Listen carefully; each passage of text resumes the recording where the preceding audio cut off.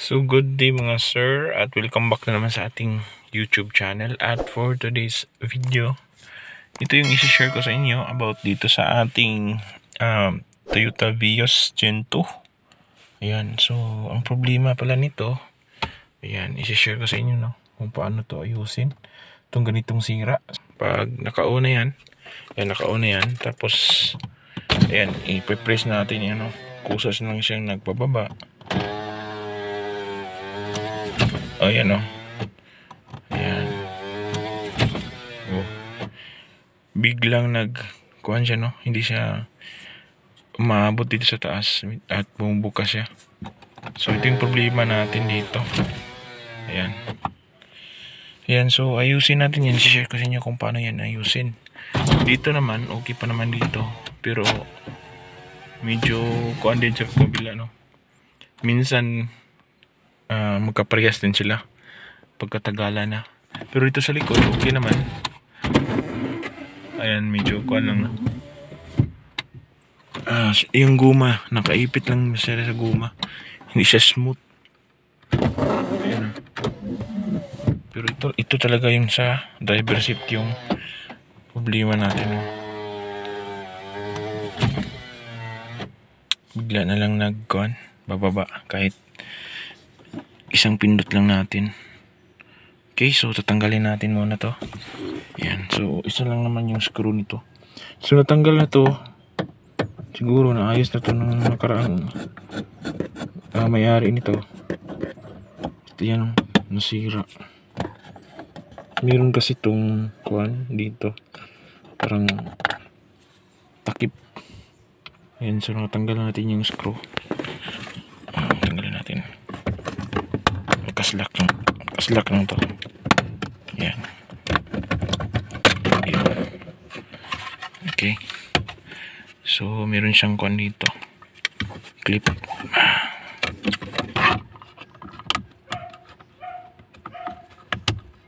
Ayan.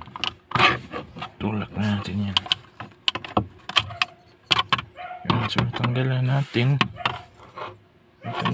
yan. Ngayon tatanggalin natin yan sa loob. Tanggalin natin dito sa loob kung ano yung problema niya, bakit siya nagkakaan ganito. Okay,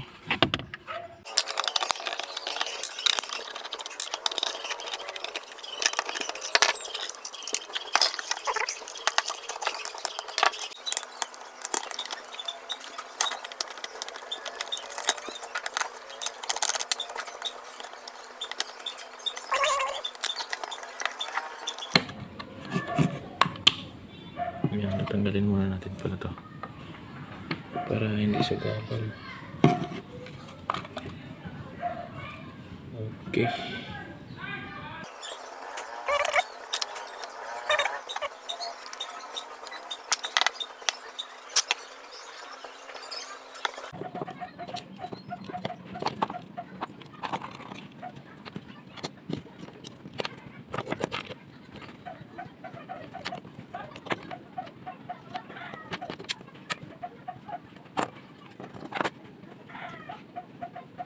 sir, so ito na yung tatanggalin natin. Yan, tanggalin natin yan.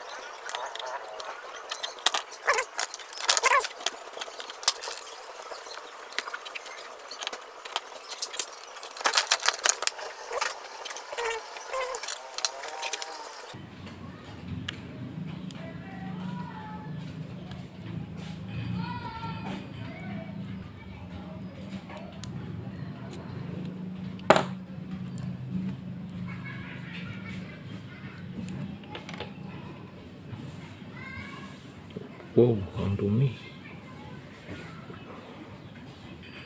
Grabe, ang dumi.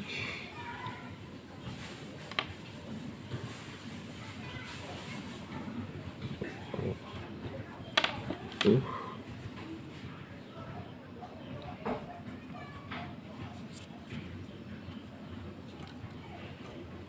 Dumi.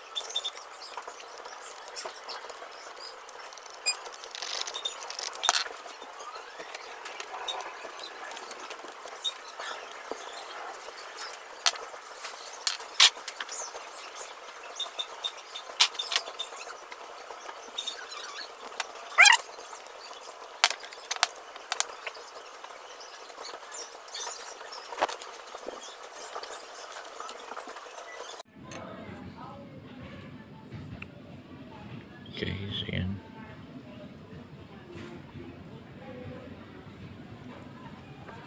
Tapos ito.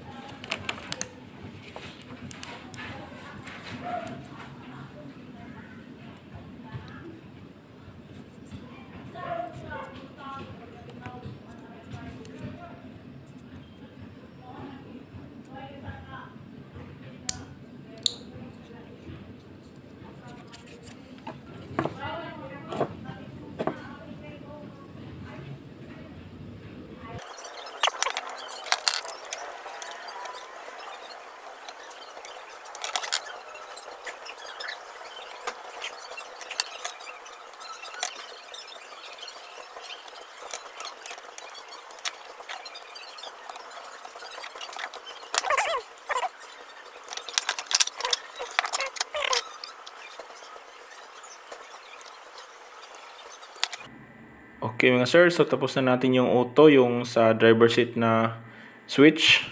Ngayon naman tatanggalin naman natin tong sa kanya, tabi ng driver seat. Yung kabilang circuit naman na switch yung ating tatanggalin at nagkakuan siya, no?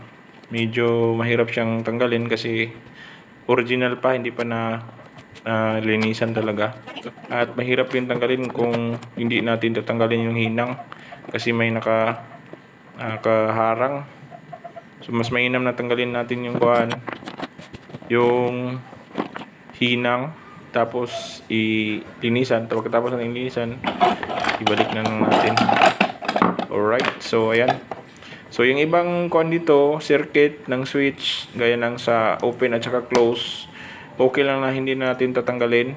At yung sa likod, yung dalawa sa likod ng driver seat, pwede lang hindi na natin yan tanggalin at linisan na lang. Anyway, hindi naman yun masyadong madumi yung nasa likod. Ito lang yung sa kuan kasi medyo open lang yung kuan niya, no? Yung kuan niya, sliding lang yung switch na klase niya. Ayan, so nood lang kayo. Please keep on watching and don't forget to subscribe. Thank you.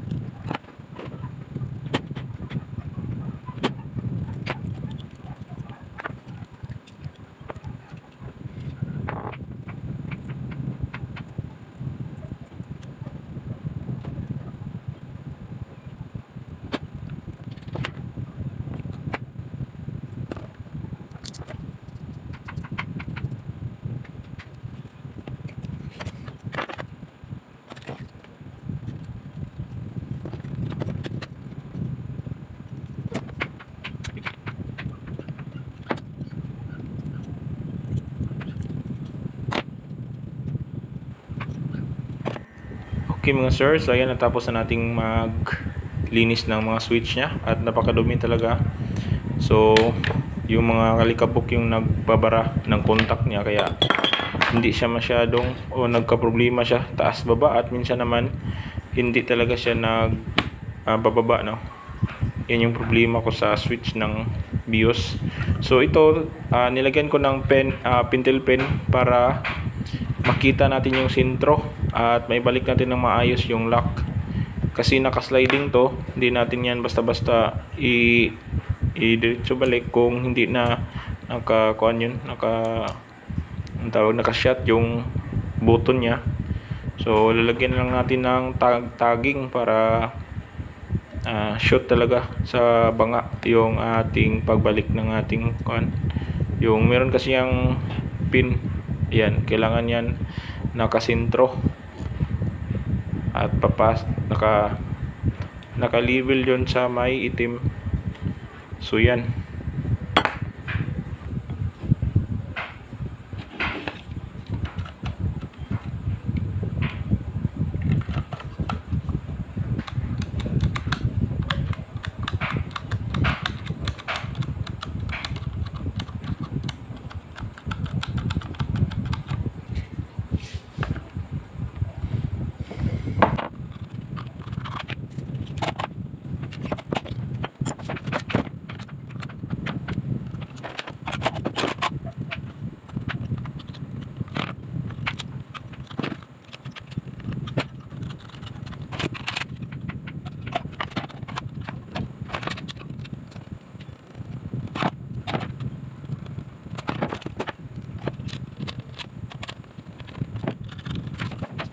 Okay mga sir, so una natin tong sasakyan. Yan.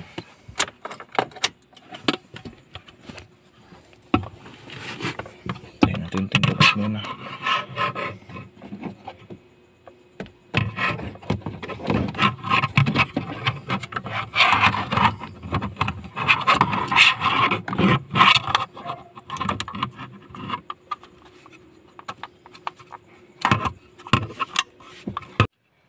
Okay, so yan, kuha natin. Lagyan na natin to. Testing natin.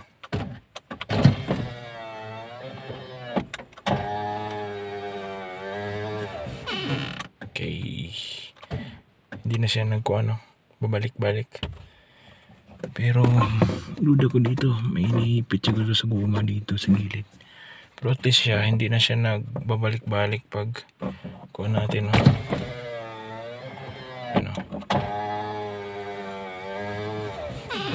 Oh, so yun, last.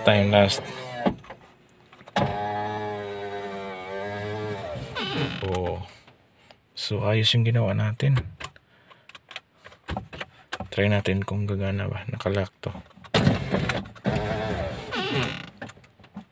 Ayun, so dito na siya nag-open, pero yung sa iba hindi na siya nag-open. So good siya. Oh.